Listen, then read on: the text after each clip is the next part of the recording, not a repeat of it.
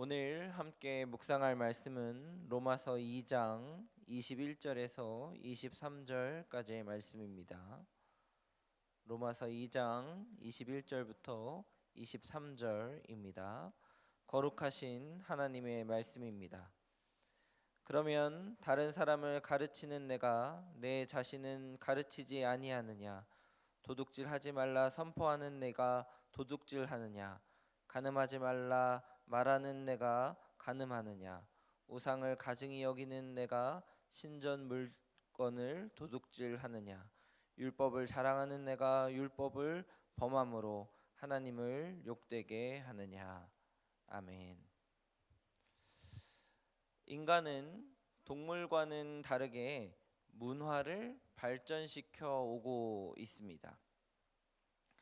앞에 먼저 산 사람의 경험, 지혜, 가치관 혹은 기술과 노하우 등을 뒷사람에게 전수하고 또 그것들을 축적할 수 있기 때문에 역사가 만들어지고 기술과 문화는 점점 더 높은 수준으로 성장하여서 지금에 이르를 수 있었습니다. 아마 인류가 시작하면서부터 이 배움과 가르침은 매우 중요한 생존의 도구였습니다. 지금도 얼마나 배우고 또 얼마나 가르치느냐가 우리의 굉장히 큰 관심사이기도 합니다. 과거의 교육과 지금의 교육의 가장 큰 차이점은 무엇일까를 최근에 생각해 본 적이 있습니다. 제가 생각할 때에는 가장 큰 차이점은 과거에는 가르치는 자에게 중심이 있었다면 현재는 배우는 자에게 그 중심이 옮겨진 것이 아닌가 하는 생각을 해보게 되었습니다. 예전에는 누가 무엇을 가르치느냐가 굉장히 중요한 시대였습니다. 그래서 예전에는 한 사람의 스승에게 많은 제자가 따라다녔습니다. 그리고 그 스승의 가지고 있는 지식뿐만 아니라 그 한 사람의 스승의 삶의 태도, 인품, 그리고 그 사람의 가치관, 그리고 관계 등등을 다 종합적으로 그 한 사람의 인생 전체를 배우는 것이 과거의 교육이었습니다. 그런데 지금은 여러 선생님이 한 학생을 가르치는 것에 초점을 맞추고 있습니다. 이 한 학생이 좋은 사람으로 성장하고 또 커가기 위해서 다양한 지식과 정보를 습득시키도록 하고 스스로 인생을 만들어가고 목표를 세워가도록 하는 것이 현대의 교육인 것 같습니다. 그래서 지식은 이 사람에게 배우고 인품은 또 이 사람에게 배우고 지혜는 또 다른 누군가에게 각각 따로 배워서 여러 가지를 많이 습득하고 얻을 수 있도록 하는 것입니다. 이 교육의 어떤 이 방향이나 흐름이 바뀌면서 가르치는 사람의 태도와 인품의 관심도는 훨씬 더 떨어지게 된 것 같습니다. 온전한 한 사람으로 내가 누군가를 가르치려고 하기보다 전문 지식을 더 쌓고 어떤 특정한 목표를 이루어내기만 하면 그 사람을 다 가르치는 것으로 바뀌어진 것이죠. 특히 우리 한국 사회는 어떤 삶을 가르치고 어떤 인품이나 인격을 가르치기보다는 전문 지식을 전달하고 또 대학의 입시를 성공하는 것에 더 초점을 맞추고 있다는 것을 굳이 제가 설명하지 않아도 잘 아실 것입니다. 그래서 선생님의 인격과 지혜보다는 어떤 커리어나 기술이나 잘 가르치는지 못 가르치는지에 더 요구하고 더 집중하는 사회가 바로 우리의 사회인 것 같습니다. 근데 이러한 모습은 학교나 어떤 사회의 교육 현장에서만 일어나는 일은 아닙니다. 신앙에서도 이와 같은 일이 동일하게 일어나는 것을 발견해 볼 수 있습니다. 한 사람의 인격과 삶 그리고 신앙 전체를 가르치려고 하기보다 성경적 지식이나 아니면 특정한 신앙의 제도, 성결 교단만이 가지고 있는 제도 등등을 가르치려고 할 때가 더 많지는 않은가 우리는 돌아보게 됩니다. 이와 같은 현상은 교사나 아이들에게서만 일어나는 것이 아니라 선배 권사님이 후배 권사님에게, 선배 장로님이 후배 장로님에게, 혹은 선배 목회자가 후배 목회자에게 하는 어떤 다양한 교육에서도 발생하는 일입니다. 그런데 오늘 본문 말씀을 읽어보니까, 로마서의 2장의 말씀을 읽어보니까 2000년 전에도 지금과 크게 다르지 않았다는 것을 보게 됩니다.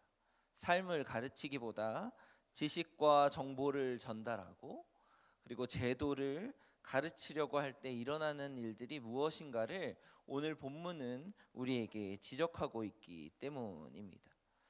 삶을 가르치는 사람과 그리고 진식을 전달하는 사람의 결정적인 차이는 무엇일까요? 그것은 오늘 본문 말씀 21절에 나와 있는 말씀처럼 스스로 가르치지 않는다는 것입니다. 즉, 내가 말하고 가르치는 대로 살고 있느냐를 스스로 따져보고 점검하지 않는다는 것이죠. 이런 사람은 어떤 사람인가요? 도둑질하지 말라고 말하면서 도둑질하고, 간음하지 말라고 하면서 간음하고, 우상 숭배하지 말라고 하면서 스스로 하나님을 욕되게 하고 우상을 숭배하고, 신전 물건을 도둑질하고, 율법을 좋아하고 자랑한다고 말하면서 율법을 스스로 어기는 일이 있었다고 하는 것입니다. 삶을 가르치는 사람은 그럼 어떤 사람일까요? 도둑질하지 말라고 말하면서 스스로 도둑질하지 않으려고 애쓰는 사람, 아니 도둑질을 하지 않는 사람, 자신을 먼저 가르쳐서 지키고 간음하지 말라고 말하면서 스스로 간음하지 않는 사람, 하나님의 말씀에 순종하라고 하면서 먼저 하나님의 말씀에 순종하여서 그 순종의 신앙적 열매를 맺는 사람이 아마 삶으로 가르치는 사람이라는 것입니다. 여러분, 사순절 예수님의 삶을 묵상하고 계십니까? 예수님은 우리에게 어떤 스승이셨습니까? 무엇을 가르치셨나요? 그분은 말씀하신 그대로 이 땅에 오셨습니다. 말씀하신 그대로 그의 삶을 살아내셨습니다. 말씀하신 그대로 십자가를 지셨고, 말씀하신 그대로 다시 살아나신 분이십니다. 그래서 그분이 말씀하신 그대로 사셨기 때문에 다시 오신다고 하신 그 말씀도 우리는 믿고 신뢰하고 붙잡고 지금 살아가고 있는 것입니다. 예수님은 삶으로 우리를 가르치신 분이십니다. 말씀하신 그대로 사셨기 때문입니다. 여러분은 다음 세대에게, 그리고 후배 장로님, 후배 권사님, 후배 집사님, 그리고 여러분의 가정에 있는 자녀들에게 무엇을 가르쳐주고 계십니까? 삶입니까? 지식입니까? 여러분의 인품과 인생과 그리고 신앙 전반적인 전체입니까? 아니면 그저 알고 있는 성경적 지식과 그리고 신앙적 태도를 그냥 전달하고 말하는 사람이십니까? 사랑하는 말씀상 공동체 성락성결교회 성도 여러분, 우리 공동체는 지식과 제도를 가르치고 전달하고 마는 그런 공동체가 아니라 삶을 전하고 삶을 이어받는 공동체가 되기를 바랍니다. 여러분의 삶을 여러분의 후배에게 그리고 다음 세대에게 가르쳐 주십시오. 스스로 지킴으로.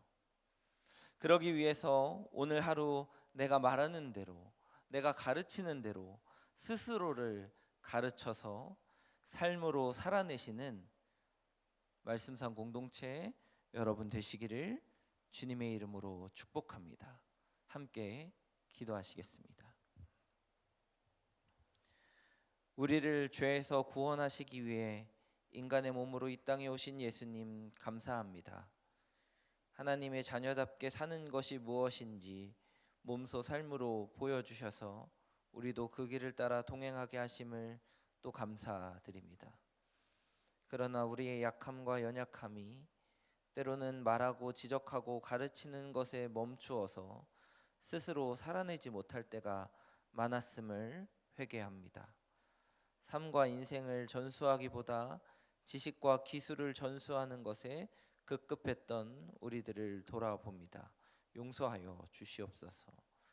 오늘 하루 사순절 예수님의 삶과 동행하며 스스로를 가르쳐서 삶으로 살아내는 우리가 되게 하여 주시옵소서. 우리의 삶을 돌아보게 하시고 점검하게 하시고 말씀을 삶으로 살아내어서 우리도 예수님을 닮아가는 스승이 되게 하여 주시옵소서. 그래서 삶으로 가르치는 예수님의 제자가 되게 하여 주시옵소서. 우리의 영원한 스승 되시는 예수님의 이름으로 기도합니다. 아멘. 이 시간 다음과 같은 기도 제목으로 함께 기도하시겠습니다. 지금 들은 말씀이 내 삶으로 이어지게 하옵소서.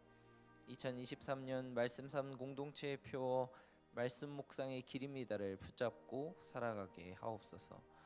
동소훈 동직훈을 통해 말씀 묵상 리더들이 세워지게 하옵소서.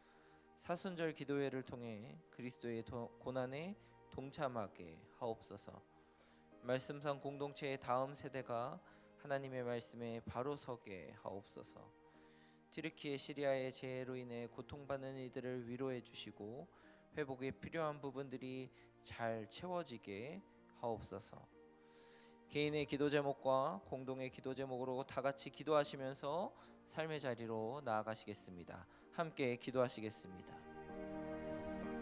사랑과 은혜로 충만하신 하나님